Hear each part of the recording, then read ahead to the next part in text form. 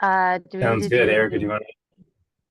Yeah, Housekeeping? go ahead. yeah, yeah, should we do housekeeping? I mean, why don't you run it? Because I've been a little bit crazy, so I'll let you take the lead today. Uh, sure. All right. Yeah, I guess let's start with roll call and then we'll get started with housekeeping. Or Do do you you want want to do housekeeping first and then we'll do roll call? housekeeping first and then Yes. roll call? That's there you Sure. go. Welcome committee members, liaisons, and members of the public to the Legal Services Trust Fund Commission Executive Committee meeting. Thank you for joining us. We are using Zoom with a goal to foster a more inclusive environment and effective meeting. If you would like to comment during the meeting, please use the raised hand feature. Please utilize this tool to virtually indicate that you would like to speak in order to help the chair facilitate the discussion. A friendly reminder that this is a video conference and to please be aware of your surroundings behind you. All commission and committee meetings will be recorded and posted to the State Bar website. Zoom captioning is available. To enable, select live transcript at the bottom of your Zoom screen, then select enable auto transcription. Thank you. All right, and I'll go ahead and do roll call. Connolly? I think she's muted. Sorry, I'm here. I couldn't get the mute click on too. Alsarab? Here. Escobedo? Melrod? No patience? Here. Okay, great. So we have 3 members and we also have quorum. Terrific. Thank you, Crystal. Okay, I guess let's jump down to item 5 on the agenda because we don't have a chair's report, director's report, staff report, or committee report on this meeting. So we have minutes from the July 23, 2024 meeting. I've reviewed them. I didn't have anything to add or offer. Erica, did you have anything to comment on for those? Okay. Well, and Not for me. before Crystal does roll call, I just want to say to patience, you weren't at that meeting, but you can vote yes in confidence of your colleagues if you wanted to. And sorry, we also have for public comment after roll call. I see a couple of raised in the poll. Okay. Thank you, should we do that first, Crystal? The public comment first? Okay. Yeah, before we get into the gotcha. notice items. I guess we can open it. This is me off to a rocky start on the chair running. No, they did it doesn't look as obvious now because the public comment is an agenda item, but it's up. That's why I get confused. But it's up in the top. Yeah, yeah, exactly. It's up at the top. That's okay. It's a little bit of a different format, but okay. Crystal, so we'll take, I guess, should we take general public comment now? It's up. I think we have to take a public comment before we vote on anything, right, Crystal? That's the rule. Yeah. Okay, so we got two folks who've raised their hands. Phil Anderson. Should we start with Phil Anderson? Sure. Could you guys help? I'm sorry. Should I set the timer to 2 or 3 minutes? Would you like to limit it to 2 or 3 minutes? I think 2 is probably fair for this meeting. Let's do 2 minutes. So just for everybody who's got public comment, we're limiting public comment to 2 minutes. And as soon as that timer is up, then we'll move on to the next comment or the next agenda item. Wonderful. Hi, good morning. Can you hear me? Yes. Yes. Hi, thank you. I just want to first off give a commendation to this board and say thank you for not violating the Brown Act and holding the quorum properly. So I appreciate that you guys are taking general public comment. You'd be surprised at how many boards are not good at following through with that. So thank you very much for that. The 2 items I want to speak on today are particularly number 1, what I witnessed just this week at the Public Safety Committee, whereby a individual, in fact, did have their public comment suppressed. CD7 council member Monica Rodriguez did commit a Brown Act violation. It was during the appointment of Jim McDonald, who was sitting before council members for his official due process of being appointed the new LAPD police chief. CD7 Councilmember Monica Rodriguez demanded that the individual use their full legal name on the speaker card rather than just a pseudonym, and demanded that they identify their full legal name when speaking. They were kicked out abruptly, and the complaint I have before this board is that the city attorney deputy present at that meeting should be held under review by the state board. It is just absolutely abhorrent that the city attorney would not follow through with the cure and correct. I've already filed the cure and correct. It seems to be not being followed through. The fact of the matter is, legally, Jim McDonald cannot be appointed the LAPD police chief thanks to the actions of Monica Rodriguez, and the cure and correct must be followed through with. Otherwise, that entire agenda motion item has to be discarded until public comment is reopened and the entire hearing is reset again. So that's number one. Number two, the crime report regarding attorney Robert Mangle, a The known time has stopped. Thank you. Thank you for your public comment. Before we go to the next one, I just want to remind everyone that under the Bagley-Keene Open Meeting Act, public comments are meant to pertain to items that are on the agenda or related to matters that are within our jurisdiction. And specifically, so everyone's aware that Legal Services Trust Fund Commission's Executive Committee exercises oversight on the leadership and management of the Legal Services Trust Fund Commission. We don't have authority over attorney discipline or criminal matters, and there are no attorney discipline matters on our agenda for today's meeting. So just as a reminder for those who may also have public comment. Okay, so I guess let's go to the next public comment, which is Audit LA. Yes, then I guess I need to know where to go. Maybe I'll ask a point of clarification because I have similar concerns because I was at the same meetings and beyond just that one meeting.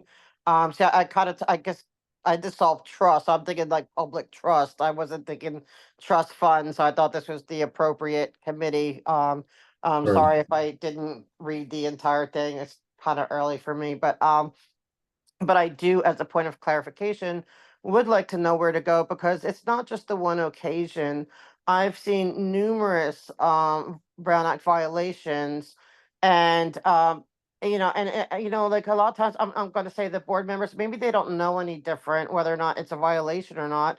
But it's the city attorney's representatives are supposed to know. That's why they're there, to keep them in check, to keep them saying no, you're breaking breaking it, and to cure and correct immediately. It shouldn't be done later, it should be done right then. And so I am seeing it as it's not a one-time thing. I've seen numerous, like I'm gonna say maybe 5 to 6 instances. And it's to the point now where it's a concern for me that the city attorney, I don't know if they're afraid to speak up or they just don't care or they don't know the law, but it's something that I do want to report to the appropriate people, the appropriate committee, whatever, to like where do I, because I asked for the names of the attorneys so I could even and they won't give it to me. So it's getting really to the where I need to know next steps. Thank you.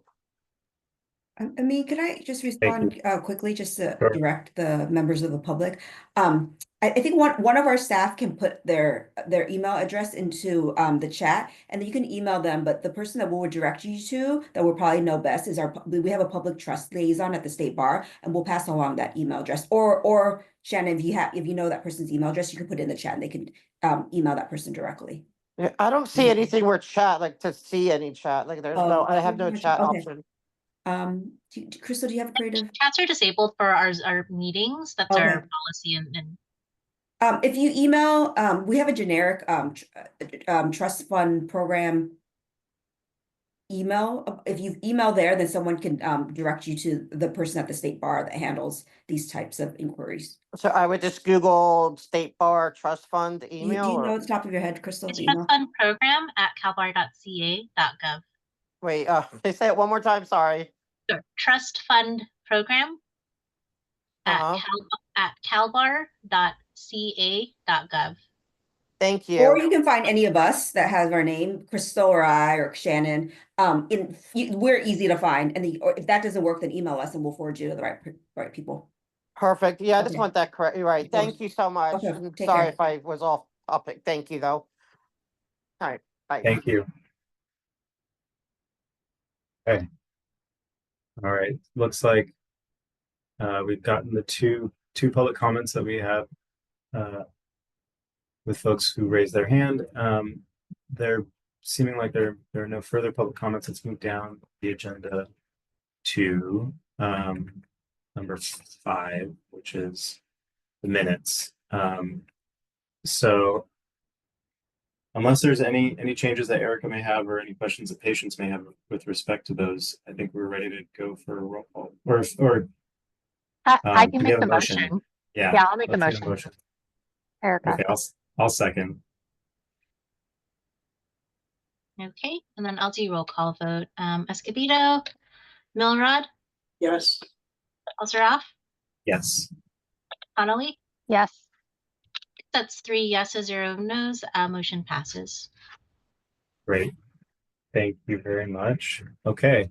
Next item on the agenda is the update on the infrastructure working group, which we're going to have a presentation from Dwan and Mara. Great. And I'll just give you a little bit of background, just to refresh your memory. So one of the charges that came out of the Legal Services Trust Fund Commission strategic plan was the creation of infrastructure working group to propose a new structure for the commission that's in alignment with kind of the goals of the commission and the direction of the commission. And most notably, to have the commission be more of an oversight governance body and less in the weeds for the day-to-day grants administration. So there was a working group that was formed with several commissioners. We wanted to preview this item for you. We're not going to go to the level of detail at the commission, just so that you all know, what's going on if there are any concerns. Erica actually was on that working group. So Erica, feel free to chime in. And Mara is lead staff on that.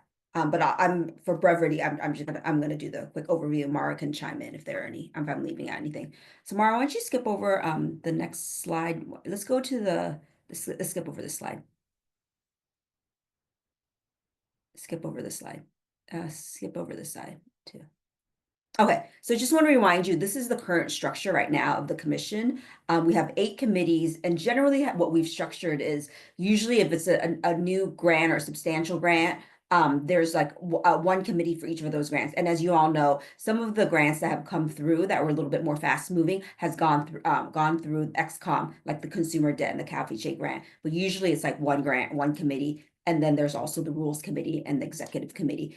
And this seemed, from the feedback that we got generally from commissioners, the workload was becoming a little bit untenable for commissioners, and it seemed to be like a little bit too in the weeds for the day-to-day grants administration. So those are some of like the considerations that that working group considered when with the options that they're going to propose to the commission next week. The staff kind of looked at different organizational structures for different various other kind of foundations, LSC, our own state bar, board of trustees, and then they have 3 options, and you'll see in the memo, but they are advancing option A. So Mara, can you just advance to the slide where it has the new structure, and we can walk through this. Okay, so the new structure shrinks down the committees from 8 to 4. So it leaves the trust fund executive committee with a lot of the same roles and adding a couple more roles to it. I'll just note the one kind of like structural change to the executive committee that they're proposing. So right now, as is, it's the trust fund commission chairs and vice chairs. So you have right now the 4 of you. And what they're proposing to add is keeping those officer positions, but also adding the chair of each of the subcommittees. So then there'll be 3 additions to it, just to give a little bit more of a heavy brain trust. And then we're going to formalize. Oh, then they also wanted to add an advisory panel of perhaps emeritus commissioners. And that's the piece that hasn't quite been fleshed out. Like, how are we going to get the commissioners that have termed off, what's the size and scope? But I think the executive committee can decide that if the commission decides this is the path they want to go on. So they'll still be responsible for, all the governance issues, One of the things that's going to change is a communication strategy will go through the executive committee, and the IELTS distribution amounts will go through the executive committee, so that there's a little bit more of a heavier touch point on that item, because usually it's very staff led, so that the commissioners can dive in a little bit more at a committee level versus at the large commission. And then the other thing is, it's being done right now, but it'll be more formalized, is onboarding of new commissioners and trainings. The Rules Committee is the one committee that will look largely the same, with 6 to 8 commissioners. And we're shrinking down the number of meetings. It used to be 4 to 6, but we're proposing 4 meetings. And this is where it gets, there's a more of a substantive difference. So we're going to shrink, we're going to do away with all of our like specific grant committees. And then we're going to roll it into all the compliance issues will go to one committee. It's the compliance committee, and that'll be compliance for all IELTS EF, all of our discretionary. That'll go through committee to approve when there are major, governance issues, when there are large deviations and budget modifications, when there are eligibility issues, that will all go through the compliance committee. Then the other new committee that we're proposing is a program development and impact committee. And this is a committee that will look at innovations and collaborations, new funding opportunities, really kind of track what's going on in like the legal aid community, the legal services community kind of writ large, to see if there are things that the commission can do that can be impactful for grantees and can be supportive to grantees, or that we want to kind of get at the head of the game. And then, also with new grant programs that will come through, this committee will kind of vet it. The one thing the working group kind of went back and forth on, because under this new structure, the trust fund commission members would not be doing scoring of applications. So in order to kind of bridge that gap, they are proposing, like, if there is a new kind of application, a new grant opportunity, then the program development impact committee would score. But once it was up and running and it becomes like a regular grant, then that would just be kind of staff done and staff led. So let me pause there and see, Mara, if I left anything, or Erica, if I left anything out on the new structure. I don't believe so, no. And I agree, the biggest change is really in terms of the work being performed is the change in scoring, and then really evening out the distribution of work between the committees. And that was something that we talked a fair bit about, was, how grant to grant program, the workload had become uneven, which was making it complicated for commissioners. So yeah. The other thing I'll say, because we have about 45 public meetings in our current structure between all the various committees and the commission, and this would shrink it down by half of that. And so we're hoping that will make it more tenable for both. It will be less administratively burdensome for staff for sure, but I think the workload would then shrink for the commissioners. And we're hoping then the commissioners will have more time to really give us opinions and oversight and be engaged on that policy level, where to drive kind of the direction of funding, give us those large kind of the vision stuff that you all want to do, and then the staff can implement it and report back. But I mean, this is the first time you're seeing this in paper. Yeah. So we'd love any feedback, or at least you could sit with it for a week and then, come to the next week with feedback. I have a couple questions on it. If now's a good time to do it, or if you want to keep going through. No, that's the main, yeah. Yeah. So, okay. I like the idea. I mean, I think that the committees that have been identified as sort of like the key committees makes sense in terms of it seems like the compliance committee has a heavy load, right? Like in terms of, is that something that you guys, or sort of, what was the discussion as far as how that might play out practically speaking? Because it feels like all the meetings that those 20 meetings that we'd be losing basically are getting it funneled largely into this committee's 4 to 6 meetings. And that was a point of discussion, and I'll say this: I think it's a reimagining of what the compliance committee is. It's not taking 8 committees and then making it into one, but really this kind of gets to the heart of the separation and roles and responsibilities between the staff and the commissioners. And what we're hoping for that committee in particular is really bringing up the serious issues. If it's like compliance issue, but it's not really like impacting eligibility or grant award, that we are proposing, and this reflects in a lot of our codification topics, to have the staff do it. And then overseen by kind of the director of the office, which would be myself, and then the incoming director of grants that we're hiring.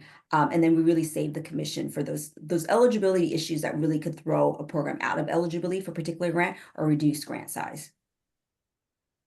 That's I'll great. also add that in terms of compliance, it is a very large role.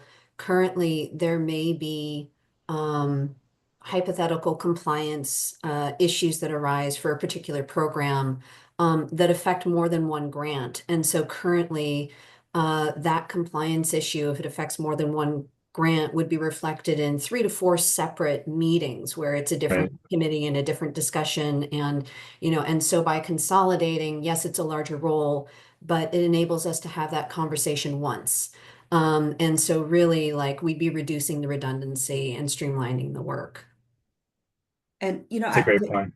To all of these committees are actually pretty heavy committees because we're going down in size. So I think it also it's an equity issue too that we kind of consider, because right now there are commissioners that are serving on like 2 or 3, or this will lend itself to like every commissioner needs to serve on 1. And everyone is kind of heavy. So yeah. Patient. No, that's great. The other question I had more to do with the scoring application. Oh yeah, sure.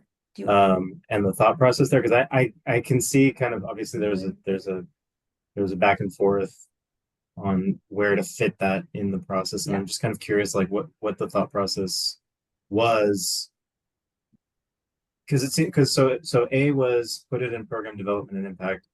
B, I think it wasn't a part of. It seemed like maybe I missed it, but I didn't see it in. Oh yeah. Do you want to, Mara? Do you want to explain the other options? Because we did talk about the scoring pretty heavily, and I'll say this, and I'll hand it over to Mara. And my patient, I'm sorry, I see your hand up, so we'll finish off the scoring thing, and then we'll get to you.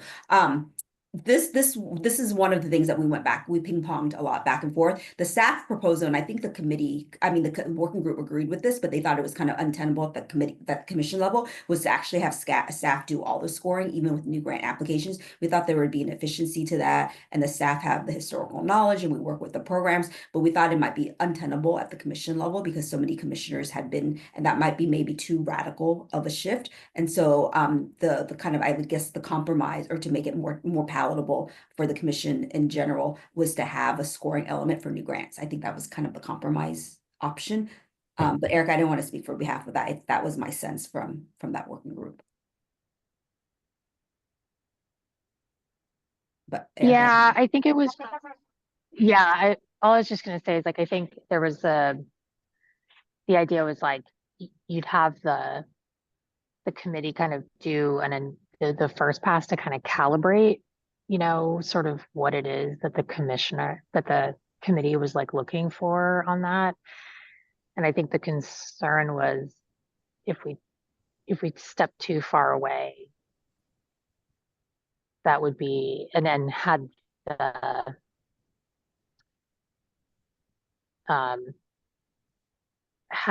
staff do all of the initial scoring, but that would, it would be uncomfortable. That, having said that, like, I think it could evolve again to where maybe the committee is just doing the rubric and the like RFP and less of the scoring itself. But I think that might be like a little bit, like, this is already a huge change, and so maybe that could be kind of a baby step. But honestly, if the commission members are like, why would we score at all? I think staff has been supportive of not doing that. And I think there's a way in which we could just say our role is more in defining what values are attributed to which categories, and on the rubric side of things. Yeah, and that was why in option A, we're including scoring the applications during the first year to set that standard. So the rubric has been set, and then, having the opportunity in that first year to go through and implement the rubric and see whether there are any tweaks that need to be made, and have that conversation, because the implementation of a rubric is a really important step. So that is option A. Dwan, do you want me to go through the other two options since they relate to scoring? Is that helpful, Amin, or does that answer your question? I mean, I think that answers my question. I guess the follow-up to that, and sorry, Patience, just to kind of fill out, hopefully complete this thought, but in the event that, like, let's say we go with option A, we do the scoring applications during the first year of the programs. Let's say at the end of that process, there's a it feels like there's a need. It seems like there's a need to adjust the rubric, adjust the way that the applications are scored, all of those things. Is that sort of within the scope of what remains with that committee, and then sort of implementing it thereafter, actually doing the scoring, going through that process, which I agree with. I mean, I think we've had this conversation before as far as, having commissioners be as, involved in like the actual scoring on every single grant for every single grantee is probably not necessary and adds a little bit more work. But is that the idea, that sort of that whole process of kind of calibrating and figuring that out through that first year and into the next? That's a really good question. And that is an example that probably will play out. So if there's a time where the committee or the commissioner, want to kind of redo the scoring rubric, then it'll go back through program development and impact committee. And I like to use the example of partnership grants, because partnership grant is a grant that's like been around for many, many years, since 1999. It hasn't changed that much, but a few years ago when Crystal worked on it, there were some changes. Like they changed what remote where they integrated in remote services and so forth. And so when there's a change like that, I would imagine that would then go back out to the program development and impact committee. But otherwise, like partnership grants, since then there hasn't been another major change, and it's a routine grant, then I think that would be an instance where the staff would just score it and then bring to the commission for approval the grant award. But if there are changes, or there's reason, whether that's being prompted by the commissioner, or sometimes that's the legislature or the judicial council, or whoever it may be, or legal aid, or want to request that this needs to be revisited, that'll run through the program development impact committee. Okay. I mean, I think that makes sense. I mean, obviously, like, I'm sure this was part of the discussion, but I can imagine, feedback from folks who are on the compliance committee might be useful in that process, to the extent that they're, kind of overseeing their compliance with the grants themselves, and there's sort of like a historical institutional knowledge. But at the same time, like, we've got folks who are serving, probably who have served in those roles, and B, I think staff for that continuity and that knowledge base. So, I mean, this makes sense to me. It also seems like option C was like a stand-up committee, that maybe an ad hoc sort of committee that comes up every time there's a new grant. Was that sort of the idea of option C? Is that group of people, sort of serves on that and only meets to the extent that there are new grants that come up? Yeah, sorry, go ahead, Patience. Patience, did you have a? I'm gonna wait to talk till I see all the options. I didn't see this before. Was this circulated to us? No, this was just the PowerPoint but you're going to have a full fleshed out memo in the commission. We're just previewing this because this is going to be a hardy topic at the commission, just so you all feel kind of comfortable. We can answer any questions, and Patience, that you might have going into the commission meeting. But the memo for this item is posted for the commission meeting and not for this. We're just previewing this to you. Yeah, I haven't got to it. Okay, great. Thank you. No problem. But just to clarify, so I guess, Mara, if you could sort of page through these. I think what I saw, the only real changes between them are B was staff dealing with scoring applications, I guess, or not being within one of the committees, and then C, yeah. So this is the same, but without that scoring application piece. And then C was an entirely new committee just doing application scoring. Yeah, so it does come down to a conversation about scoring, and what is the most efficient use of commissioners' time and what is going to enable us to really streamline focus and direct as much energy as possible towards the strategic goals. That was a big part of our conversations. So yeah, it does come down to scoring as the area where in option A, the commissioners would have a direct role in framing the rubric and implementing the rubric. Option B, that scoring goes away. So they would not take part in the first year of scoring. Establishing the rubric would still fall within overseeing significant changes to current funding programs. But scoring, actively implementing the rubric and scoring the rubric wouldn't be a part of option B. And then correct option C is there is a committee that for every single grant program would be scoring. We present this with the caveat that we do anticipate this would be a very hours heavy committee for those of us that have participated in scoring. It would be a very constant workflow of scoring because we'd be consolidating all grant programs into one committee in scoring. Yeah. Sorry, Erica.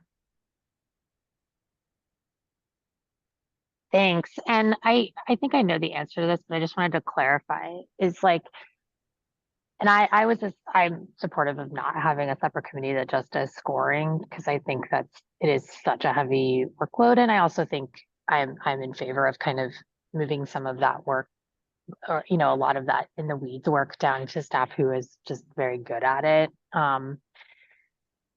But I did want to just, the one thing I wanted to flag or remind me is like, when we talk about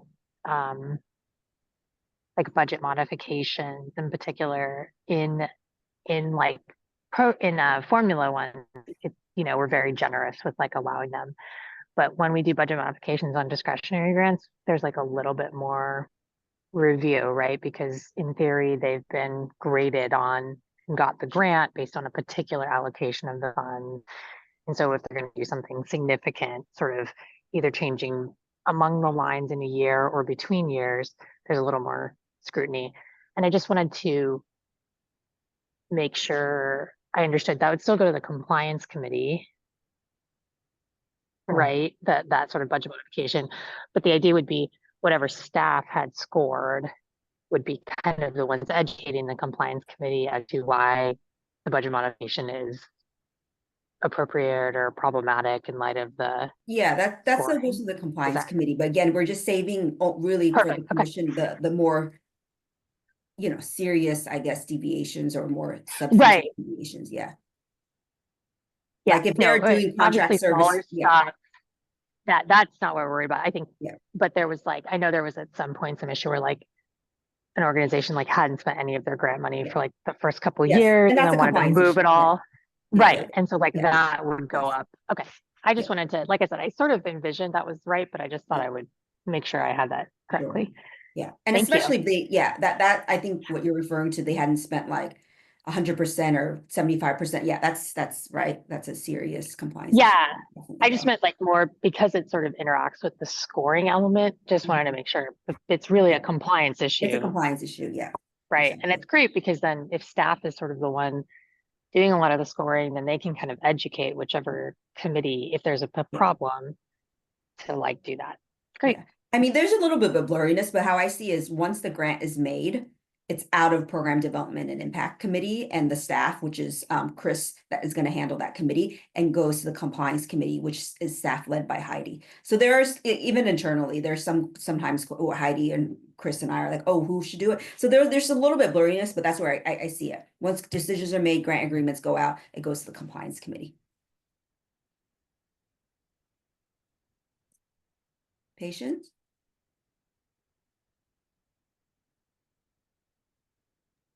Thanks.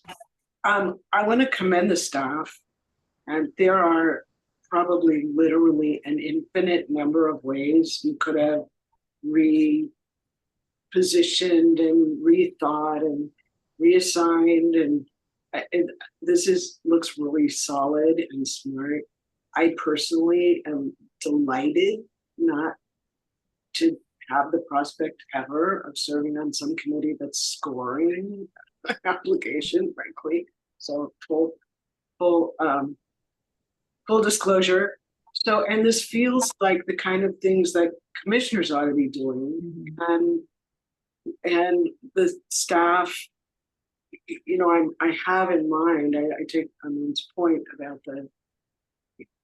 where both of you actually sort of mentioned how, well, this compliance committee does this and the program, you know, the fact is the staff, what I've observed is that staff communication among and between themselves is going to fill gaps in that institutional memory and institutional understanding. And you guys are really, really good at explaining to the rest of us, you know, how things work. So this looks completely, you know, I have in mind right this minute how little experience I have compared to all the rest of you. But to me, it looks really workable. And it feels like the kind of commission I want to participate in, and that I feel like I can be useful in participating in. So it's, you know, there are a lot of other things where, you know, please just kill me now if you want me to do X. And I don't see any of that here in terms of commissioner role. So I'm really actually excited to see how this works. And so I'm liking option A. I definitely don't think there should be a separate committee to do scoring. And I also think that scoring, the idea of creating the rubrics and the standards at the very beginning of a grant, that's really important. Realistically, we also all know that there's going to be rethinking, like as the grant, the recipients get the grants, they start using them and doing the work and delivering the deliverables. You know, we're going to see, oh, well, that didn't work like we thought it would, and whatever. So there will be opportunities to rethink. And so I assume that that'll be a collaboration with the staff. The staff will lift it up and we'll figure out how to handle that. Anyway, so I guess basically I'm saying I like option A. I think that the conversation at the full commission is going to be very helpful. There are, in my observation, there are commissioners who like that more in the weed stuff. And so, you know, we'll see what they have appetite for. But I'm really kudos to staff. Good job, you guys. Thank you. Thank you. Really, Mara really had a very short timeline to do all of this and convene that working group and did all the research. So thank you, Mara, for shepherding us. There is one pending question that I need to ask you all and that's committee assignments. So traditionally what has happened is for committee assignments, you know, with new commissioners that come on board during the board orientation, like, you know, the staff and the chair kind of have a suggestion of where that new commissioner wants to sit, and then like we work it out, right? It's a very amicable, or sometimes we say there's a need here, and there's never really been like, it's always been worked out, like no controversy. And then for like existing commissioners, like if they've been on a commission for, you know, a few years, then, you know, we might suggest a different committee. So that's all kind of done behind the scenes, and really the ultimate authority there kind of rests in the chairs. How do you all want to do the new committee assignments? Because there is going to be a big shuffling. It's not just like moving around a few commissioners. I have two suggestions. One is we can either send out a survey after, and this is not the one I'm proposing, because then I feel like if you get all, and I think Erica might have brought this, what if there's a particular committee that everybody's coalescing around, then we might have a problem. I think maybe the more mild is if you have an interest, then just email me, and then, you know, we'll meet. I can collect those. It doesn't feel as formal. And then Erica and Amin will present that to you. And then you all can decide. We do need to move on committee assignments. Usually by November meeting, we have already known what the committee assignments are, and people have and people need to do their calendar. So you'll see in the next agenda item, we'll show you the list of propose committee dates. But the thing that's tricky is like we don't know who our chairs for those committees are and who the members are, so we may not have quorum. Usually by November, that's all kind of set and done, so we will need to move quickly in the next week or two just so that people have the calendar set. I would say, you know, you know, our commissioners are very busy. So moving into December, that would be optimal, is that everybody has their committee assignments and their dates that they're kind of obligated to. But I don't know if you all have a thought on how to do the committee assignments. There you go. I was gonna say, I mean, so for next year, my thought is anyone who's new has to go on the compliance committee for a year, because I feel like the compliance committee is like very helpful in like educating you about what all the standards are. But for now, everyone's been on the commission, but maybe the new people it might be good for them to be on the compliance committee. I don't know, Dawn, do you? Yeah, I do don't you know that's think tenable that? because 6 or 8, and we have like 5 new commissioners, and we need a mix of. Oh, you're right. That's a good point. But I Okay, think was I see thinking, what you're saying. You can bend towards that for a lot of like, especially maybe commissioners that might be new to legal services, actually might not be a bad suggestion. But I don't know if the numbers kind of work out if you have totally fair. yeah. Totally fair. Yeah, But but I see what you're saying, yeah. I just think like the first year it's good to have like to be on a committee that's like educational, and like I'm just thinking like rules is it's not an easy one to like go in like your first year when you don't really know how the trust fund commission works. Although again, if you're someone who came from, like patients, right, who came, from running an organization, you may actually be very familiar with this process, and like then a rules committee position is like a good one. So I don't know, maybe now I'm just doubling back. I guess the question to me is like, in some ways it seems like we could take like a couple of people from eligibility, budget and review, since they were already kind of doing it, a couple of people from partnership or HF, the homelessness prevention, like people who've already been doing it, and have at least a couple of them. But I do think it would be good to put a couple of new people on the compliance one, just to Yeah. have some new stuff there.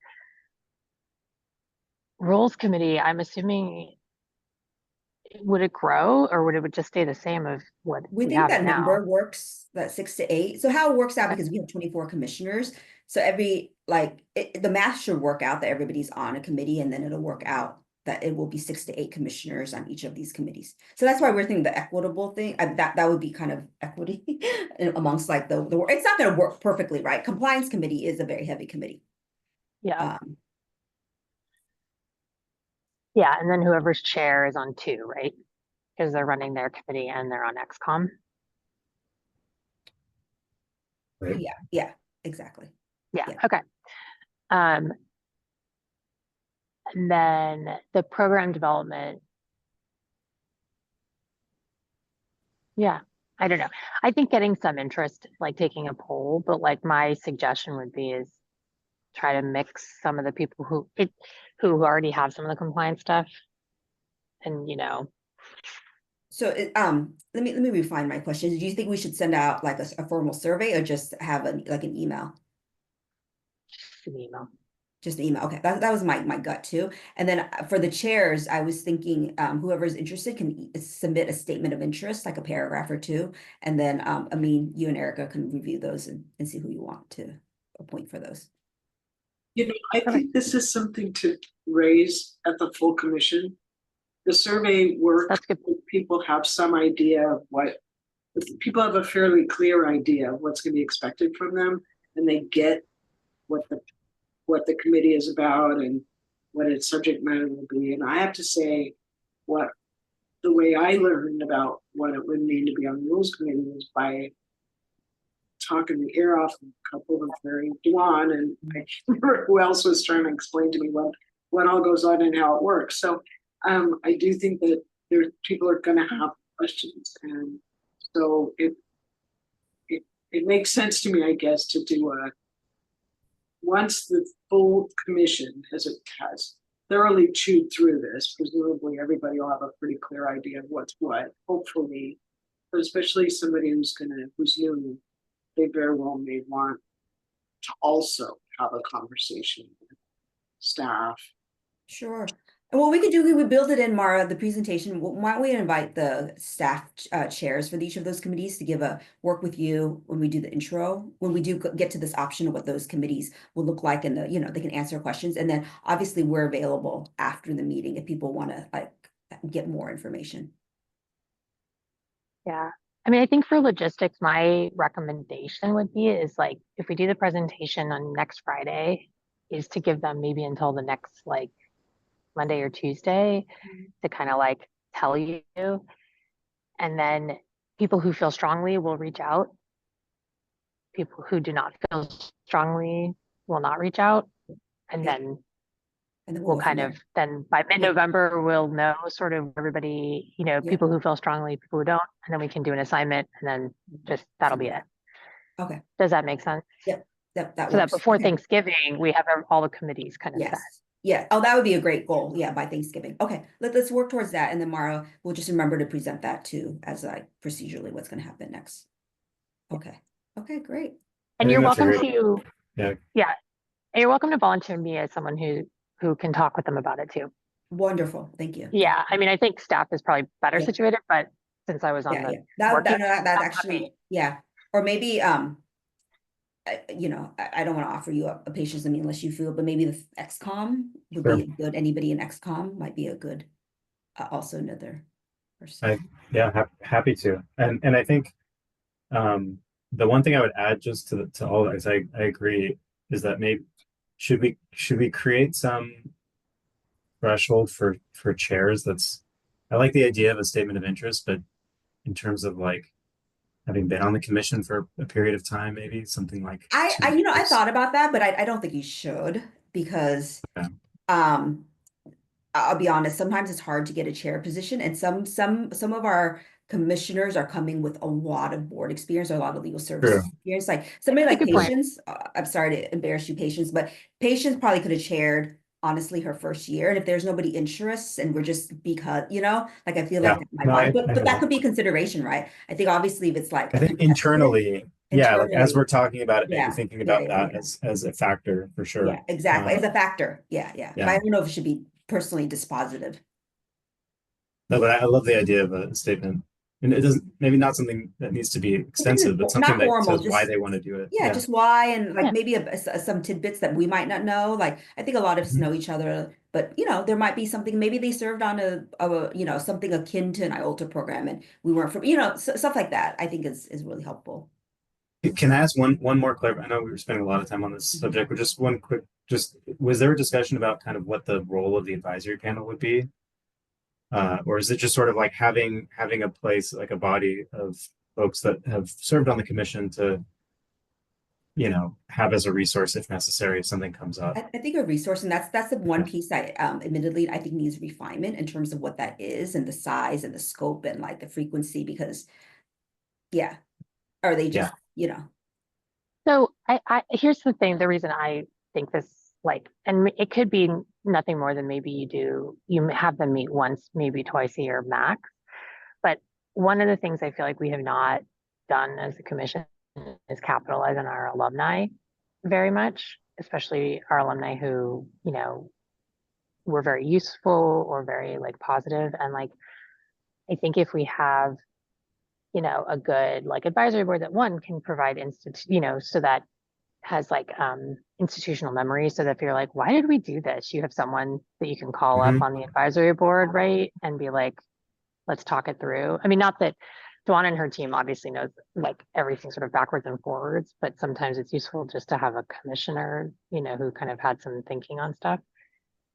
But also like some of those people have like really good ties and they have like banking experience or legislature experience and like why not use them to like help us network or help us, you know, as we're doing broader policy ideas. So that was part of my encouragement of doing this kind of thing and having like I said, you could maybe just have like one formal meeting, you know, with, you know, and have like the chairs or the vice chairs or somebody like meet with them to kind of pick their brains. And then on an ad hoc basis, you know, ask if they can convene. Since they're not voting, you don't have to worry so much about Bagley Keene and all that.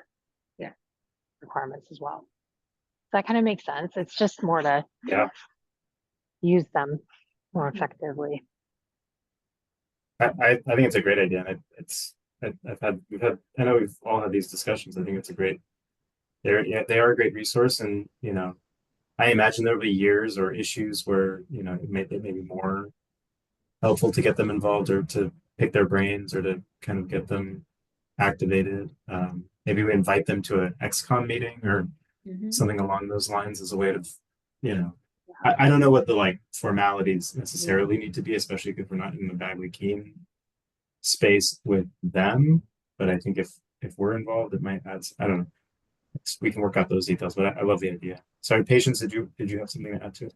Yeah, I love the idea of tapping their expertise. That makes 1000% sense. What I'm not clear about is what's the best way to do that.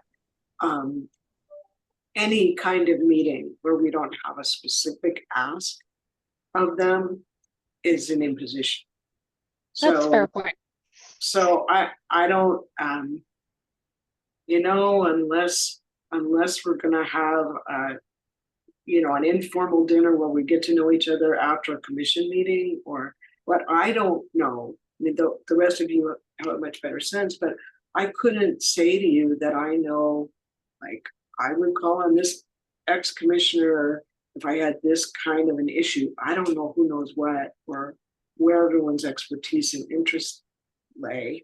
People, especially people who have left the commission because I'm so new. And so in some ways, it'd be nice to have a stable of commissioners, of ex-commissioners. True. Who have identified expertise that we value and that they are willing to learn. And then if we know something's coming up, especially if we know something's coming up at XCOM, that we like, let's call on them and ask the one or two who don't know what that, come in and join us or something like that. The idea of proliferating meetings, of course, is always to be avoided if possible. But also I would want to make sure that we make the very best use of them. And that includes educating the rest of us about who can do what. And then finding out of those people who have these expertise, different kinds of expertise, who's willing to step back into this space and work with us on an ad hoc basis. Because I do think it's an ad hoc, as you suggested, Erica, it's really an ad hoc kind of a need we'll have. Yeah, I think that's a great point. I mean, what we could do is start kind of like a roster, right? Where we kind of have people, what committees they served on, and like they can volunteer sort of what are the things you can call on them for.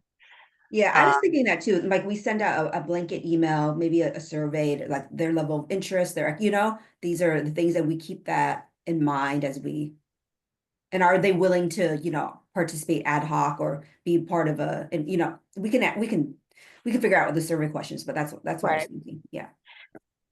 As far as like, I agree with like not necessarily having a meeting just for meeting's sake, but I could also see, I liked how we did the retreat, you know, in January, and I could see if we could make that, you know, either an annual or an every other year thing, and then having, you know, alums who are willing to and are up for being engaged join us at that, right? Oh, that's a great idea. Where that's the kind of connection point, because then we're in person, they can share like issues they've had in the past or things they see, you know, and it's more of a less of like we're voting on anything specific and more of like we're chatting about strategy and stuff. Yeah. And then and they wouldn't have to, maybe they don't even come for the whole, because we built out, you'll see in the next agenda item, like the whole time, but maybe there's a piece of it and they could stay for like the get to know you. My only thing that I'll flag now is like we won't be able to pay for their travel if it's in person because they're no longer in the commission. So we can obviously, if we have like a lunch food and stuff like that, but we can't pay for travel. So that will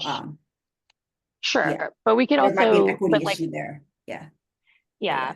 I mean, I think on that, you know, I mean, one thing we should think about too is like, where do we hold the retreats? But, you know, we could also have them, if they want to zoom in for part of it, right? Like it doesn't have to be. Exactly. But I was just thinking like the retreat seems like a good space for having that expertise. Yeah. And it doesn't have to be the all day, but like maybe you get someone who wants to come in who did infrastructure and is like, okay, this is my, you know, I participate in infrastructure, here are my thoughts. Yeah. Great. Just an idea. Okay. So I think we're good on this agenda item unless anybody else has any more questions or comments. For me. No, I think let's move on to the next agenda item, which is Dawn's going to talk to us about the meeting scheduled for 2020. Oh yeah, so this is going to flow into this. So we've been working, the staff have been working to put together in anticipation. We had to do kind of preemptively that it's that structure is going to pass to come up with meeting dates. So Crystal's going to share her screen to show you all. And this is in the meeting materials for both this meeting and the commission meeting, right, Crystal? It will be, yes. It will be, okay. Okay, so maybe could you make it a little bit bigger? My eyes are okay. Okay, so these are the 4 commission meetings. Erica and Amin, you already pre-approved these dates for these. Okay. We did not add a December meeting, just to keep it, you know, it's a lot to have 5 meetings. But if you all wanted to, we could, but we did not add a December meeting. And then you'll see that the executive committee meeting also tracks the commission meeting a couple weeks before then. And Crystal, I can't remember, did we run these by Erica and Amin too? These I think I had shared some of the proposed Okay. dates, but I didn't hear back. So I figured this would be the forum to give any feedback, and I can note it on this document. Yeah. And Patience, you should look at these dates too to see that they work for you. You don't have to do it now, but you can just email us once we send it out. Maybe we just email it out, Crystal, as a separate standalone to our 4 XCOM members right now. So they have these, they can look at it. The only I lament 2 things. One is the full in-person meeting is in Los Angeles, which is so much more difficult to get to from the Central Valley, just saying. And that we don't have more in-person meetings. I see the August 8th meeting is going to be fragmented, and I'm. Oh yeah, you know, let's talk about the February 28th meeting since you, sorry, this one is a little bit longer, and we figured this is like that kind of retreat style that you talked about, Erica. There's more planning. We're also hoping to do an implicit bias training there. We had an implicit bias training that was done for our staff retreat, and she was really great. So we are hoping to do that for the commission too. Because, you know, we're kind of, all the other committees have done it and we haven't. I think it's just, we're kind of due. But then this is going to be planning for the year. And then you guys can talk about your work plan. And, you know, that's why this is a little bit of a longer. And Patience, the reason we do it in Los Angeles is we're not set up in San Francisco to have a big meeting space. We actually sold our office and we shrunk in size. And there's just not that, we're still at the 180 Howard, but we don't have the Zoom capabilities in San Francisco that we do in Los Angeles. We're not opposed maybe in a future year, I think, if there's like, we've had in the past, I think sometimes like somebody in the commission has like access to a law firm that is set up for that. Like, I don't think any of us are opposed to that, but I don't know if we can get it together now to figure that out for that February meeting. So that's why it's in Los Angeles. Got it. And we're sorry. And if I understood you, we'll all look at these dates, and if there's any conflicts that we. You should let us know now. We might not be able to accommodate everybody. Like, say you couldn't attend Patience for like May 21st, but like Ephraim, Erica, and Amin, then I think we would still keep that. If we don't have, like, if Ephraim and you can't do May 21st, then I think we'd go back to Erica and Amin, suggest like more dates. It's just, these are incredibly hard to find dates that work for everyone. So you usually go to the I don't chairs remember first. What the deal was with, I'm looking at May 21st right now. I don't see a conflict, so I don't know what that was about. Oh no, I was just making as an example. As an example, okay. like if you looked at it and we might not be able to accommodate, like, you know, like say you said that to us. That's why we usually go with the chairs first, and then if a committee, like, then when we share it out to the committee and we can't get quorum, then we'll go back and we'll re-pool for a different date. But it's just too hard to start with trying to get 100% participation. Okay, you want to scroll down a little bit more, Crystal? Okay. Yeah, and then again, we have dates for all. Again, this is where it's tricky because we don't have a chair yet and the committee members. So we base it on our kind of admin calendar and when things need to be done. And if we can't get quorum, we'll have to modify it and adjust. So let me ask one more question. I see 4 meetings for the Rules Committee, and I haven't looked lately at our work plan, but it does kind of stretch into the distant future. Mm-hmm. And so is the thought that since we're meeting relative, like we're cutting 2 meetings out of next year, is the thought that we're we're even further extending the portfolio of stuff we've got to chew through, or it's the thought that we'll be more substantively like we'll make more decisions at each meeting. I mean, we always try to make more decisions. I always say that, but then the thing is, the rules committee sometimes like it just moves slowly because the recommendations get bounced back to the particular working group or the community, you know, like it's sometimes a little bit out of our control, but we're like, I want to say probably 3/4 done with the rules committee work. So this just seems more tenable, and I'm actually not going to be staffing the rules committee anymore. Erica Carroll in our office is going to be the new staff lead, and Patience, like your November meeting for rules will be your last one you're sharing, and then we'll figure out a new chair. So the tempo will be a little bit different, but we think it's just a little bit more tenable. There's such heavy, I mean, they're 4-hour meetings. To have 5 or 6, there was one year that actually hit 6 meetings, and it was a lot, I think, for me, and then for the particular committee members too. 4 just seemed more tenable for this type of work. Yeah, it might slow us down a little bit, and we might have to stretch into the following year, but I personally think that's okay, because the bulk of the issues that we have with the fiscal stuff will be hopefully finished next year, and that's a lot of the heavy lift.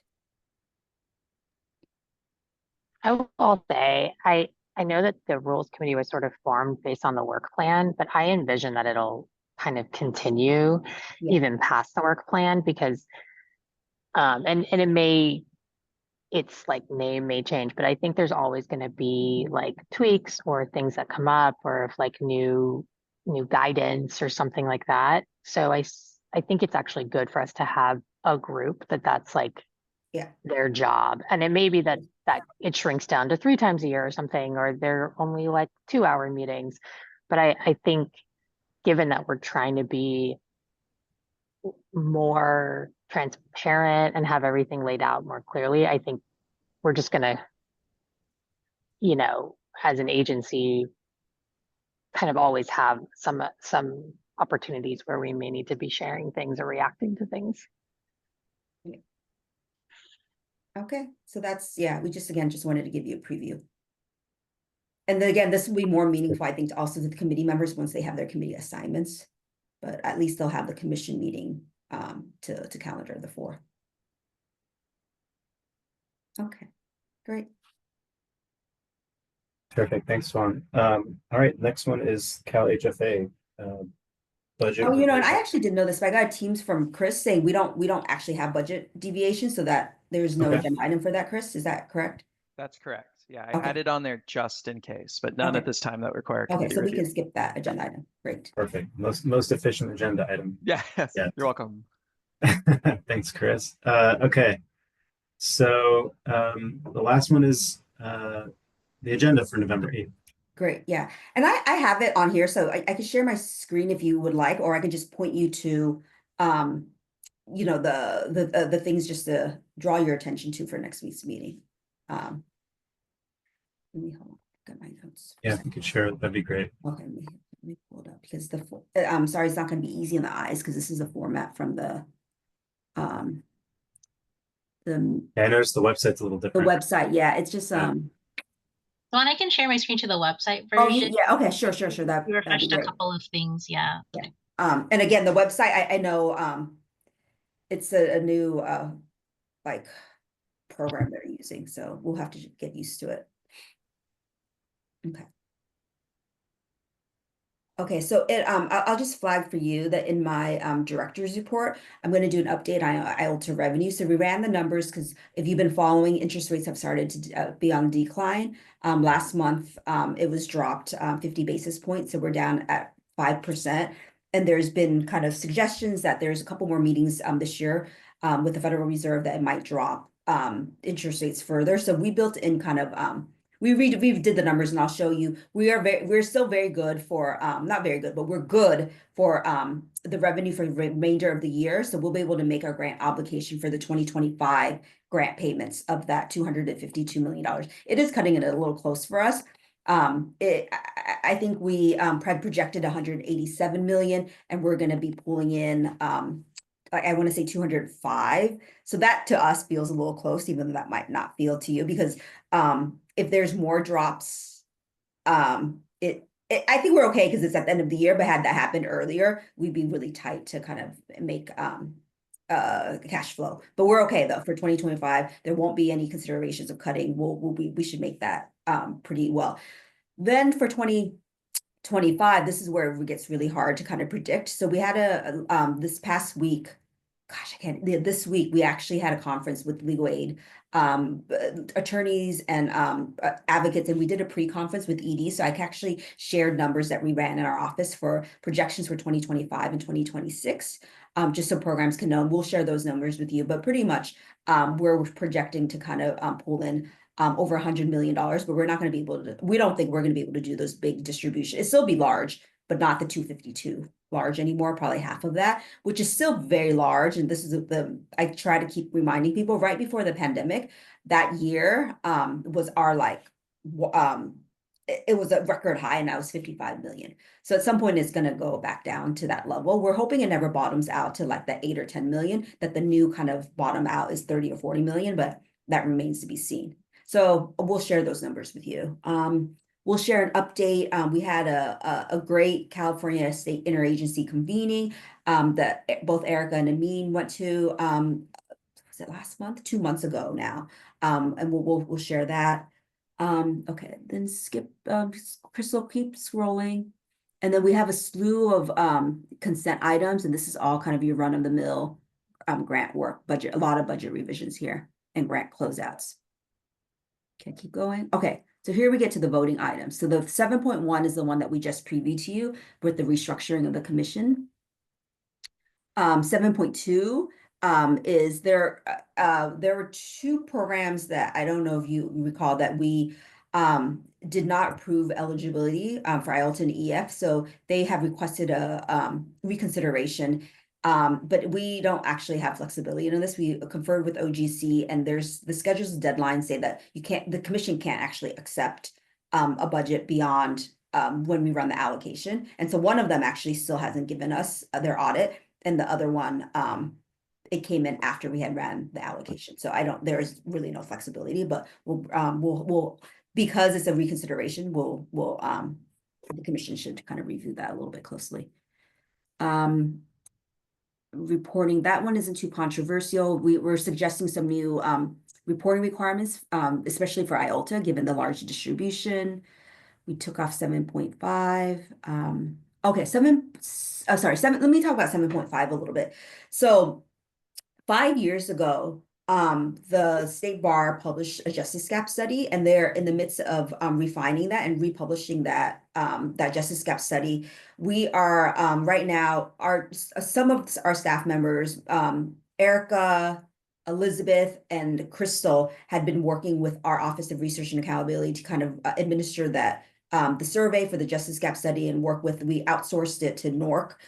To do the study itself. There are going to be some policy recommendations that are going to be part of the justice gap study that we wanted to get the commission's kind of feedback on it and actually like support of it. They're not going to be ready by the commission meeting next week, but we wanted to preview what the justice gap study is for a lot of the commissioners that might not be familiar with this, and why it's so important, and how it's been used in California in the last 5 years. And then we want to keep that December meeting as a meeting so that if commissioners wanted to, they can come and provide their feedback to the policy recommendations. And then we're asking to kind of, because we don't anticipate that there will be quorum for that meeting. It would be very hard to get a December quorum meeting, to delegate authority to the chair, Erica and Amin, to kind of sign off on those. So either supporting the policy recommendations or not supporting or modifying it. So I guess I'll pause there to make sure that feels kind of comfortable first, because that might be the first time Erica's hearing that, and Amin. I think Erica has maybe heard a version of that, but I think Amin might be the first. Yeah. Okay. No, yeah, I mean, that's good to know. And I think it'll be, so in terms of like the recommendations, is that going to be something that we what's sort of the next step that The next step thereafter? is, because we don't have the recommendations yet, we're still waiting for the data, so we can't have recommendations until we see the data. And then we will have recommendations by the December meeting that will preview to the commission. And if there's quorum, then I think the commission will vote on it. But if there's not quorum, then what we're proposing is running that through the two of you to kind of approve formally. But it will be shared in the December meeting regardless. So there'll be a big presentation and we'll, have a discussion on it. So we could get feedback before we would have to make or I would have to make a decision. Is what With you're feedback from the saying? meeting. I mean, there'll be something, actually don't know if it's a PowerPoint. There's actually gonna be something posted, but the PowerPoint is gonna be posted in advance. Oh, Elizabeth's here. Good. Elizabeth, you want to chime in? Did I get any of that wrong?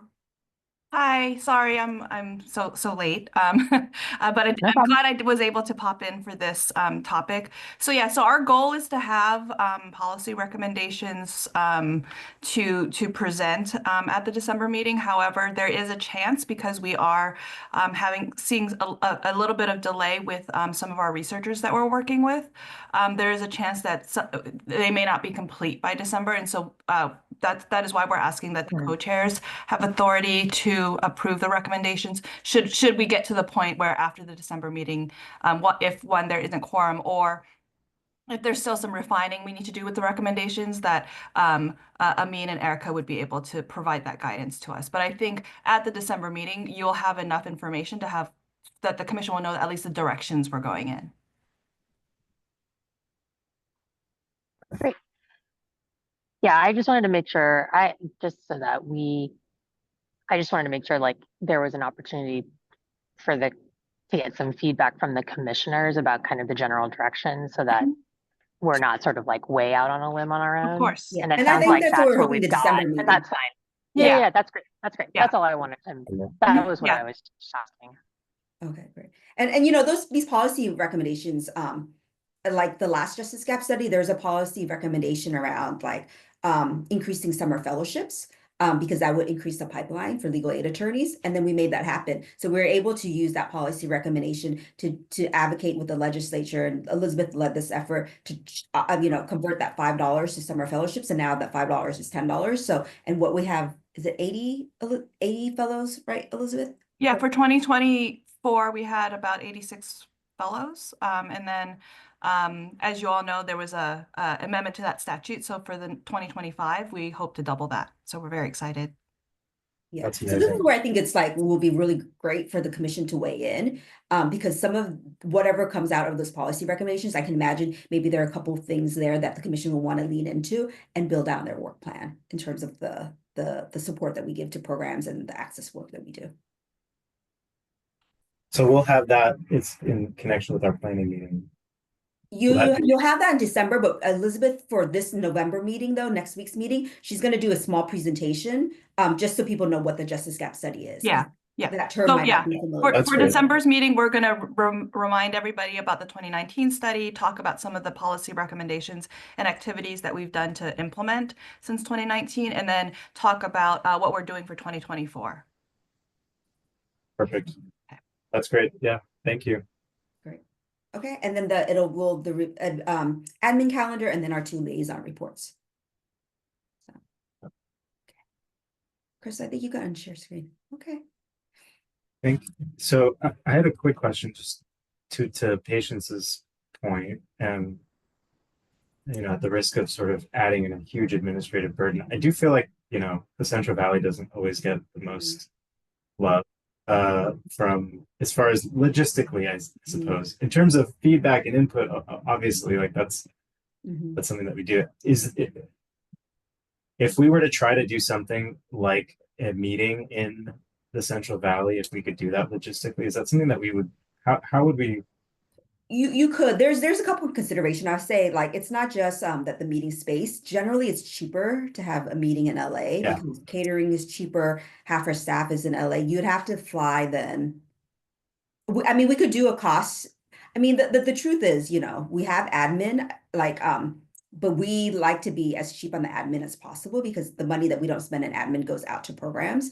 And so if that is something that is important for the commission to explore, we're happy to cost that out and see. And then we have to figure out a room, like find a space that will. Yeah, no, I expect that it'll be logistically burdensome, right? In terms of like I think if it's cost, not in in San terms of- Francisco or LA, it's going to be not insurmountable, but very difficult.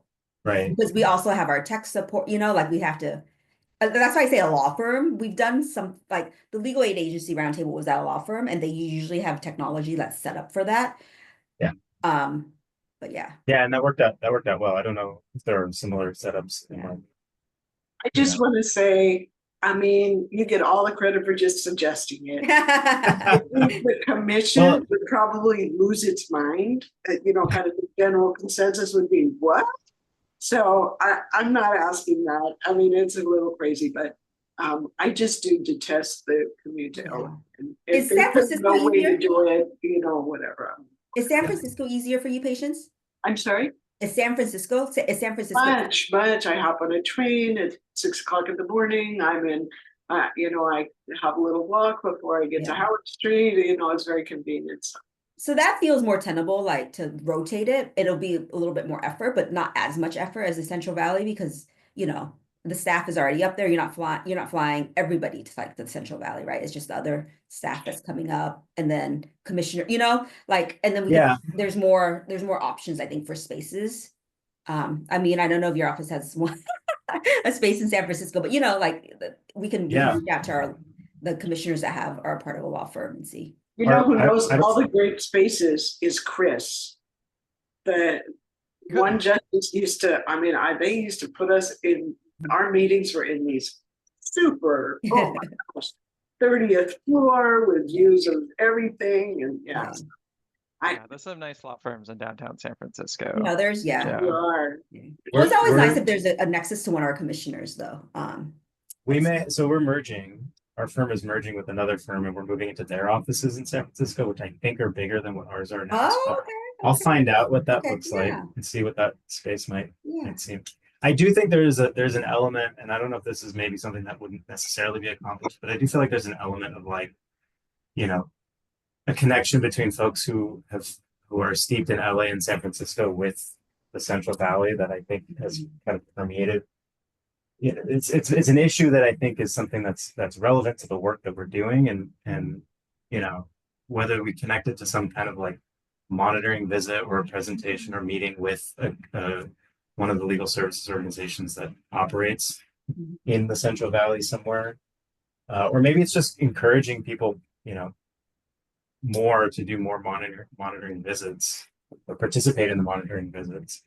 But I think that's something that maybe we should think about. And I understand the budget, obviously, issues, and I'm with you on to the extent that we can funnel as much money as we can into the programs. But I also do think that there is value added in some of these spending opportunities, and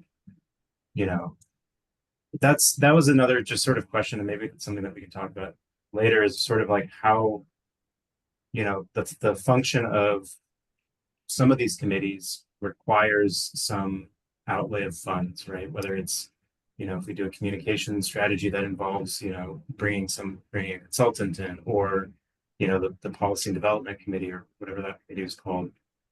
How are we sort of overseeing? I know staff has a pretty keen eye on what the budget is and how the admin funds are spent, but sort of how do we kind of get some visibility into like what's available and how are we, what are our limitations, and also what are the opportunities for us to maybe use? Yeah, and I think it's like grant specific, to tell you the truth. So there's no like cap on IOLTA, but we don't really like to exceed like 5 or 6% on IOLTA. There's some years that we've been at 2 or 3%. So like we give ourselves kind of a loose cap on IOLTA. The truth of the matter, though, with other government bodies, their admin is at like 10 or 15%. We don't administer any of our grants on 10 or 15%. I think we're between like 2 and 8%. The CalHFA ones have been a little bit more generous. And even then, there's always a provision that if we don't spend it, it goes back to programs. So again, I say that to say that there is flexibility. So if there's a particular like something that the commission wants to do and it's for a particular grant. Like we've Chris as program development, he has done some convenings with the CalHFA folks, like, and we've absorbed their travel. So there's room there. And then you know, we'll keep an eye on it so we can report out. That's all transparent. When you do kind of IOLTA distribution, we share our admin for you all. And you know, and I think this is not going to be unfamiliar, but cost of living is going up, inflation. So those are things like our admin is increasing from year to year. We've hired more staff because our infrastructure has grown. So like, it's not just, you know, we've got what, 10 new applications this past year, 7 last year. So we've had to hire more staff to support that. But it's not just hiring like staff to review applications. The whole infrastructure then it needs to expand, right? That's why we've added 2 program managers, a director of grants, like that all kind of balloons. And I think it has to, because we're distributing $300 million, right? It's very different than when you're distributing $50 million. But those are the types of things. I mean, we take all of that into consideration when we're doing a budget. We're actually in the middle now of starting to do our budget for next year. So Elizabeth and I do that. But you know, anytime the commission wants more information, we're happy to provide that. We manage that. But again, there's flexibility. If they say a committee or say XCOM wants to hire like, yeah, somebody to do more of a communications plan or to work on something, we can give you a sense if that falls generally into kind of the budget that we've laid out for the year. Yeah, I think that'd be great. I think it'd be helpful for us to have that visibility and maybe to sort of work with you guys on kind of planning ahead as well in terms of how you guys are planning the budget for the following year, to the extent that it aligns with some of the things that we want to accomplish generally. I don't know that that's a commission thing, maybe more of an XCOM thing that we can participate in. I mean, Eric and Patience, let me know if you guys disagree or if you have other thoughts on that. But well, that makes perfect sense. I really appreciate 68%. That's really good work, you guys. How you manage that, I don't know. And I mean, we're high volume, so that's why I say every time a new grant comes through, we don't need to do it at the, you know, it doesn't take, we're not building a completely new system, we're adding on to it. And I would say because we already go out and monitor all of our grantees, when we're adding on like a new grant to monitor, it's not a heavy lift. It's very kind of cost effective, right? To interview a couple more staff, to have the fiscal team kind of run the tests on that for an additional grant, because we're high volume now, that's not. But even with that, you have to build out kind of the infrastructure and the right kind of support. And we saw that with the federal grants, like we probably needed to build out a lot more support at the beginning than we realized. And now we realize that, so we have to hire, like we're hiring more fiscal staff to kind of support that grant funding and that yeah.